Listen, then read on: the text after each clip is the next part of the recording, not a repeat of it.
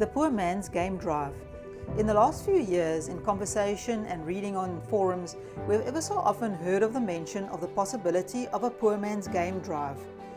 Rumor has it that if a district road passes through a private or national game reserve, free direct passage on that road is allowed to the public, so one can traverse the interconnected road network of the country. Being in the Eastern Cape, we have often used the Addo Reserve Link Road, but with a bounty of private reserves on our proverbial doorstep, we decided to go out ourselves and test this theory in the private reserves. Along the way, we would also take a drive through the dairy farming areas of Kinkelbos and Woody Cape, creating a loop of sorts and trying not to backtrack too much and explore new routes as far as possible.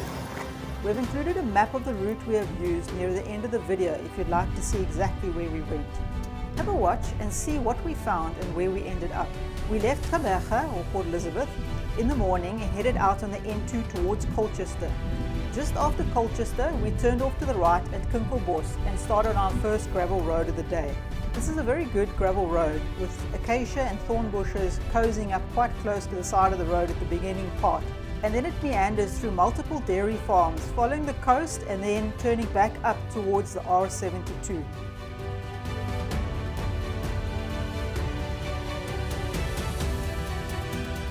We then connected back onto the R72 for a short portion of tar.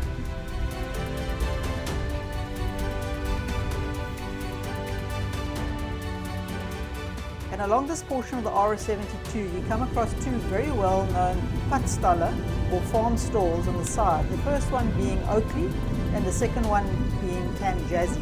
Both excellent stops if you need a little bit of refreshment along the way. Just before Alexandria, we then turned towards the sea, which is to the right, and we then followed a gravel road which would take us down to the Woody Cape area. The state of this gravel road is a little bit more worn and corrugated, but it was still a good road. It took us down to the Woody Cape area where we passed the entrance to the Sandparks Woody Cape region.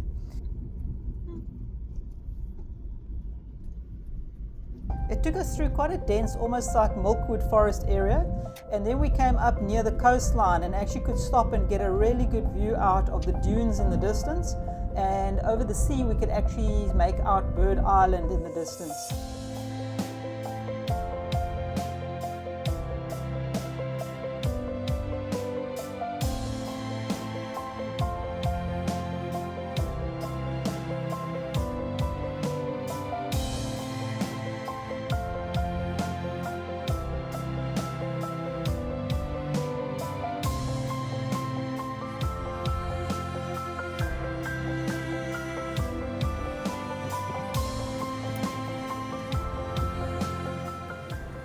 From Cannon Rocks, you bypass Boknes and you pass Bushman's River.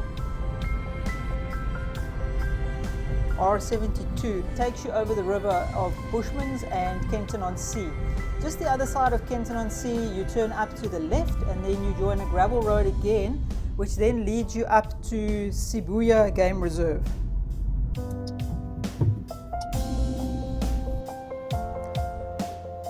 Sibuya would be the first private reserve of the day we would traverse. At the gate are very clear signs and instructions. Essentially, they are highlighting that the road is to be used as a thoroughfare and that you are entering a wild animal game reserve at your own risk.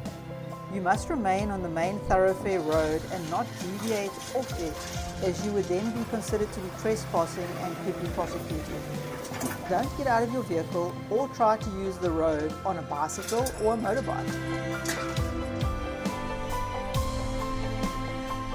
In the reserve, we were treated to the sightings of impala and giraffe. After crossing the Kariga River, the roads did become quite rutted from the stormwater runoffs, but nothing the Jimny couldn't handle.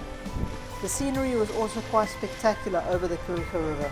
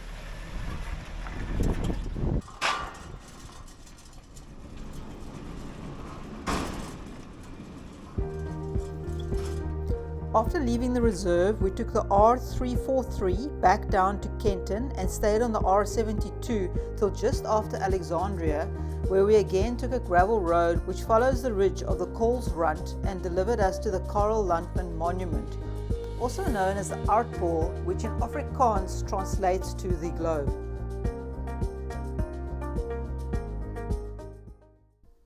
The monument was unveiled in 1938 and honours Karel Landman and the trek by ox wagon that he led to Natal.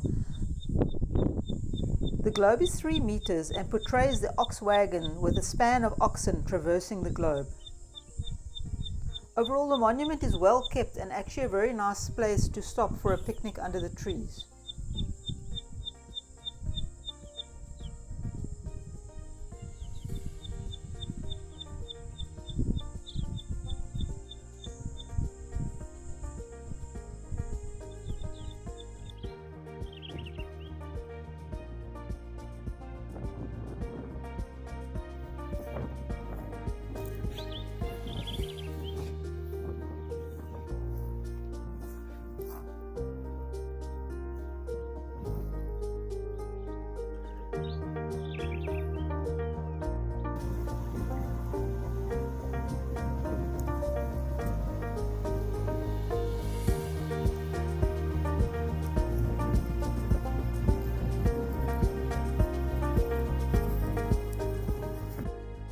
From the monument, the gravel road leads directly into the Amakhala Reserve. We went through the security gate and into the reserve, where we mostly saw impala. The road in the reserve was very good, and on leaving the reserve we were onto the N2 road.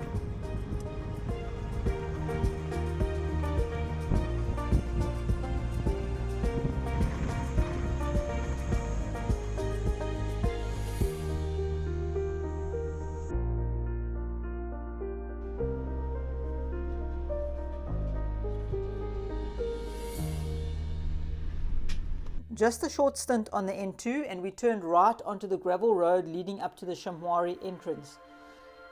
In Shamwari we were able to sight zebra, warthog with babies, giraffe, impala and springbuck. Again, the scenery was quite spectacular in the reserve.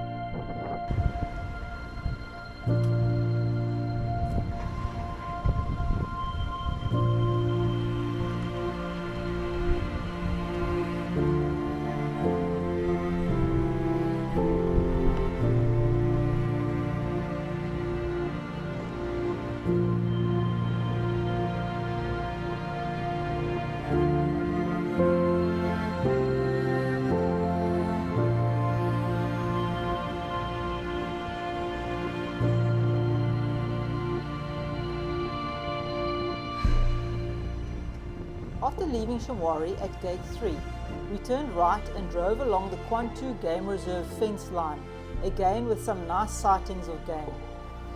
This road led us back onto the N2 where we headed home. So we tested the theory and the answer is yes. You can traverse these private game parks where the district road passes through them.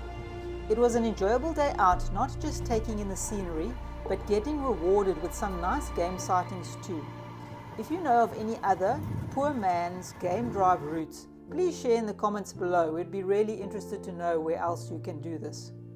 The map shows the route we took from just after Colchester to where we turned at Kinkelbos and took the first loop through the dairy farming area, back up to the R72, and then the second loop down towards the coast, which took us through the Woody Cape area, past Cannon Rocks, back up through to the R72 at Bushman's, across to Kenton-on-Sea, and then the turn right up to the Sibuya Game Reserve, and then the traverse across that and back down to the R72, back along the R72 past Alexandria to where we turned inland to the Koolsrand Road, which led us up to the Karel Landman Monument, then further up through Amakhala onto the N2, and then onto the road which led us up into Shamwari, up across Shamwari and then back down along the Kwantu fence line, which led us back to the N2, and then the traverse all the way home via Colchester. If you enjoyed the video, please like and subscribe, then you'll be notified of when we release a video in the future.